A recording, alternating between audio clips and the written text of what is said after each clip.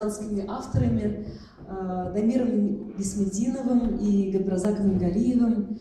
И эта песня для меня особенно значимая, потому что на нее был снят мой первый клип.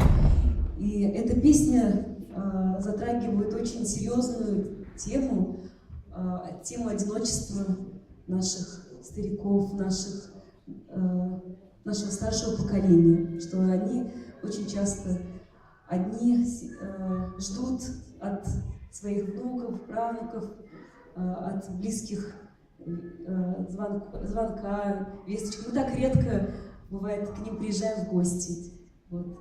И для вашего представления следующей песни «Ялгыз Эткей».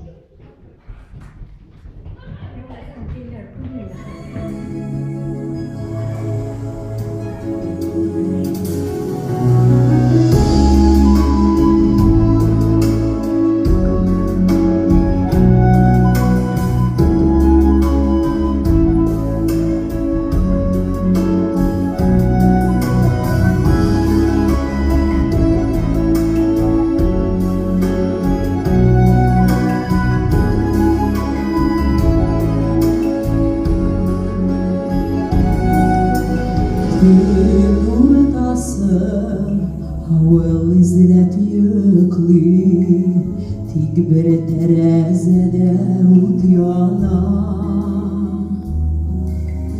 Tamga haltili etkey gazaplana Yalgızlıktan bağrı sızlana Sekiz bala Yusuf daraldı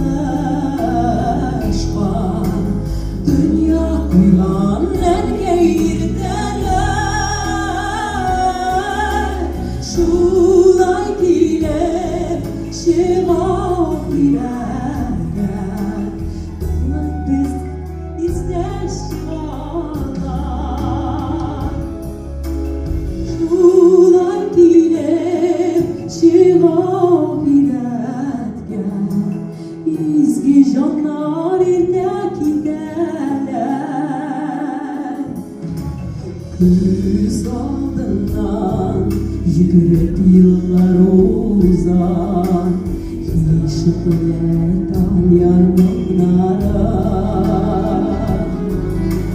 Bir şotlar kinet koyup düştü Sağındırgan gaziz ullara